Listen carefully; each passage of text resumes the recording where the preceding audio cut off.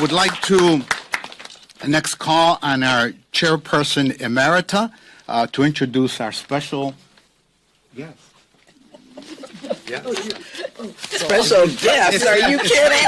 It says Diapol to introduce Barbara, so I don't know. Listen, I am Barbara Lee.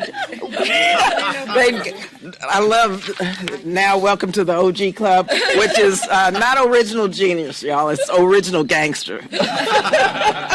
Let me just say, too, Congressman Kassar, I am so proud of you. Congratulations.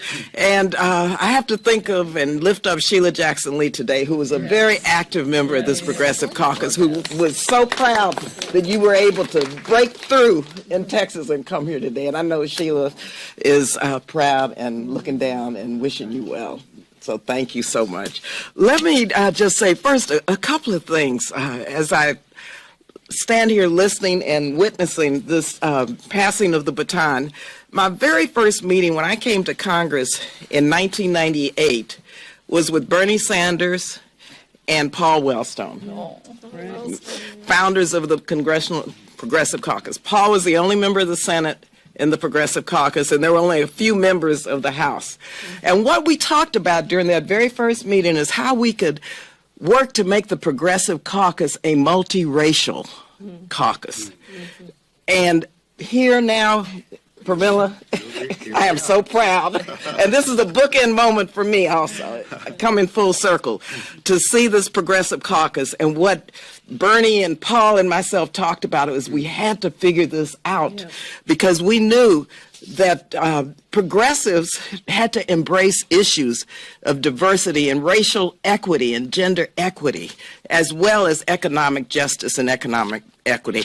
And so I just have to say how proud I am of all of you, and to our new chair, Emerita.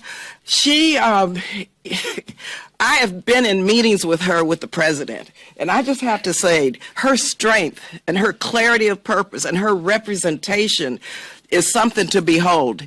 You all know her publicly. I know her in these meetings where it's sometimes really tough meetings, but she holds the line, and she holds the line on behalf of the American people because the progressive agenda is the American agenda. And, you know, when people ask me what does progressive mean, I say, look, if feeding hungry children means I'm a progressive, yes, I'm a progressive. If fighting for affordable housing, for a living wage, for health care means you're a progressive, yes, I'm really proud to be a progressive. And we could go on and on and on. And Chair Emerita, soon to be, Jayapal, always has reflected not only those values, but those policies, both on the inside and on the outside. And I'll always remember coming to her and talking about, look, you know, the Progressive Caucus has got to begin to use the P word. And so what do you mean the P word? Poverty and peace. Come on. Right? Totally. And so you can... We had finally Bishop Barber come talking about low-income people, people who are fighting just to survive. So working families, working people, poor people, low-income people, the Progressive Caucus has embraced as part of our overall progressive agenda, whereas before you didn't hear people talking about poor people or people living below the poverty line. Peace and security. The task force, which I'm proud to chair, the Task Force on Peace and Security.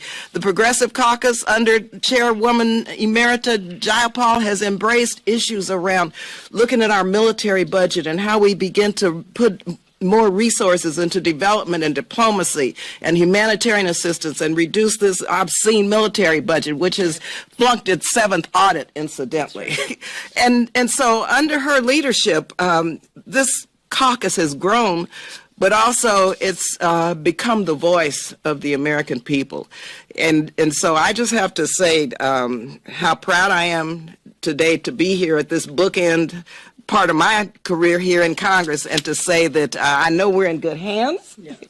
I know that you all are going to be not only the resistance movement inside, but also be the members of Congress who are going to push our agenda forward in spite of who's in the White House. Because this is a moment where we know that our democracy is at risk, we know that our freedoms are at risk, and we know that we have to play offense and defense at the same time. And so Congressman, you have a big job ahead of you, but Congresswoman Emerita has paved the way for us to rise to the occasion and to move our movement forward, embracing economic justice, as well as what Congresswoman Jayapal has heard the cries of from people around the country, that racial justice and racial equity is part of a progressive agenda. Thank you again.